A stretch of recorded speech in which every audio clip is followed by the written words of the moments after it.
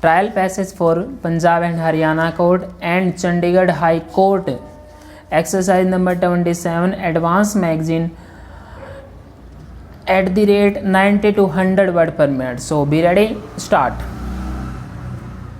The respondents who are the original petitioners in writ proceedings instituted before the learned single judge under Article 226 of the Constitution are working as assistant teachers or, as the case may be, headmasters of primary institutions conducted and managed by the Uttar Pradesh Basic Education Board at Allahabad. Stop.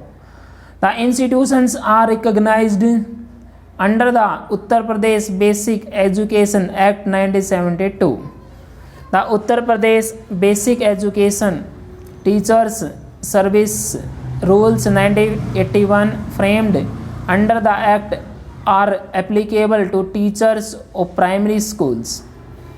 Rule 29 provides as follows. Stop. As of superannuation, every teacher shall retire from service in the afternoon of the last day of the month in which he attains the age of 62 years, provided that a teacher who retires during an academic session within bracket July 1 to June 13 bracket close shall continue to work till the end of the academic session, that is June 30, and such period of service will be deemed as extended period of employment.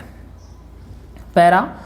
For convenience of reference, we are referring to the parties by their description in the original writ petition. Until 2013-14, the academic session of primary schools and junior high schools conducted by the Uttar Pradesh Basic Education Board commenced on 1st July and would end on 30 June of the succeeding year.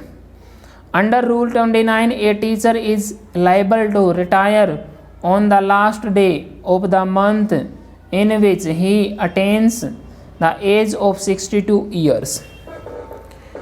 Consequently, the four teachers in question would have continued in the normal course until the last day of the respective months in which they attained the age of 62 years.